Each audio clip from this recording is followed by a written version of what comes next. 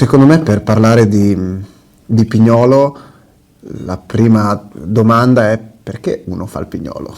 Nel senso che tutto sommato va un po' in contrapposizione con quelli che possono essere i ritmi, eh, sì, i ritmi di fatto di quello che può essere la società o le passioni, no? Quindi qualcosa di facile, fruibile, immediato.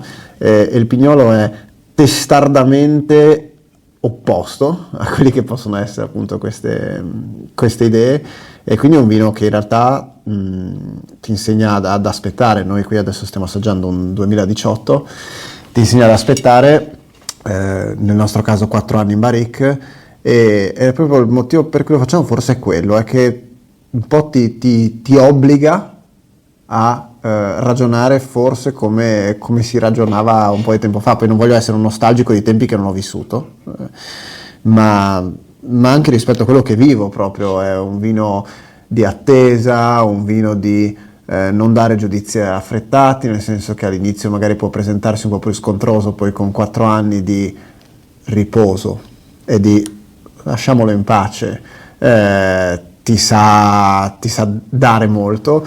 E poi perché ci piace anche l'idea di preservare un vitigno autoctono di fatto estinto, che era estinto ormai, per fortuna non più, e quindi si inserisce molto bene in quello che è il nostro progetto di territorialità. Quindi chiaramente avere un vitigno come questo che parla friulano è coerente con quello che noi vogliamo fare, quindi essere davvero una cantina friulana, nello specifico poi dei colli orientali.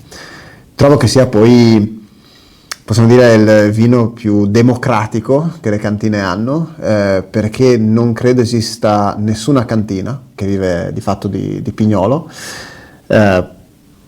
perché tutti assieme credo siamo 65 vignaioli, insomma, vignaiolo più, vignaiolo meno, ma assieme dovremmo fare un centinaio di migliaia di bottiglie. Niente, cioè parliamo di hobbismo prestato alla viticoltura, e quindi credo che per nessuna cantina sia necessariamente rilevante. Credo che tutti possano fare a meno di fare pignolo, e che quindi sia una scelta davvero perché ti va di farlo. Non necessariamente di passione, che forse è abusato, ma proprio ti va di metterti alla prova, di vedere se hai la pazienza di aspettare, di vedere se hai il palato per leggere un vino, e questo è il motivo per cui lo facciamo. Poi è un vino che ti dà soddisfazioni sul lungo periodo, che diventa quasi anche una sfida personale, no? Presentarlo banalmente a una critica internazionale che inizialmente non sa bene come comportarsi o come affrontare questo vino, però tu imperterrito continui a mandarlo finché effettivamente dicono caspita, no, qua siamo davanti a qualcosa di particolare. Così ad esempio è successo con quest'annata con Falstaff.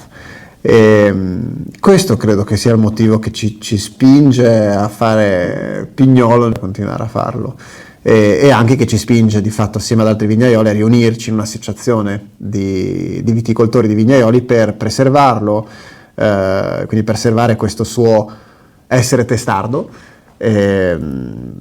essere neo vintage, quindi all'antica ma in un mondo moderno, e garantire che venga tutelato negli anni, e soprattutto che sia conosciuto, perché il primo modo per sopravvivere e essere tutelati è anche essere fuori nel mondo e farsi conoscere, altrimenti se nessuno sa che cos'è pignolo non esiste in un certo senso. E quindi ci vediamo tutti il 20 marzo. Sì, quindi ci vediamo tutti il 20 marzo 2026, perché proprio assieme a questi vignaioli che ci siamo uniti in un'associazione del Pignolo del Friuli Venezia Giulia, il 20 marzo, quindi l'equinozio di primavera, quindi il momento che marca il passaggio, la rinascita della natura, no? Il passaggio appunto a un altro momento di ripartenza, quindi che risorge qualcosa dalle ceneri, come il pignolo che era di fatto estinto. Abbiamo scelto questa data simbolica per celebrare ogni anno una festa dedicata al pignolo.